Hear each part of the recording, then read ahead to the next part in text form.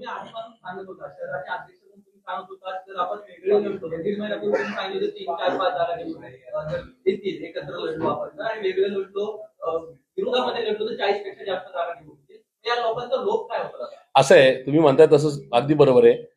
29 नोव्हेंबरला माझी पहिली नका तुमच्या 2-5 लोकांनी माझ्या मोदी बागेसमोर मी रस्त्यावर बाईट घेतल्या होत्या. माझ्या डोळ्यात अश्रू होते. तेव्हापासून ते पार्टी सोडत मी सांगत होतो की मी 24/7 पक्षाचा अध्यक्ष म्हणून कामकाज केलेला कार्यकर्ता आहे. मला शहरातील नस आणि नस माहिती आहे, लोकांच्या भावना माहिती आहेत, कार्यकर्त्यांच्या भावना माहिती आहेत. महाविकास आघाडी म्हणून गेलो तर या ठिकाणी भाजपला एक चांगला सक्षम विरोधी पक्ष म्हणून पुणेकर नागरिक महाविकास आघाडीला मतदान करतील. आणि माझं प्रिडिक्शन, मी काय ज्योतिषी नाही किंवा या ठिकाणी कुठेतरी नका विश्लेषक नाही, पण जो कार्यकर्ता दिवस रात्र या ठिकाणी पार्टीला वेळ देतो त्याला अभ्यास असतो. अभ्यासांती मी सांगत होतो, पुन्हा एकदा सांगतो, माझे मागचे काँग्रेसच्या मध्ये जाण्याच्या प्रवेशाच्या अगोदरचे सगळे नाही का बाईट्स काढा सगळ्या टीव्ही चॅनलचे.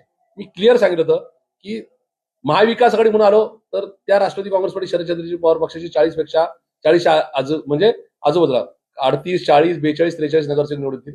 पण जर दोन पार्टी एकत्रित म्हणून लढले तर पुणेकरांना महाविकास आघाडीतून बाहेर गेलेला आवडणार नाही आणि तिथं मात्र मिनिमम 3 किंवा मॅक्सिमम 8 सीट येतील.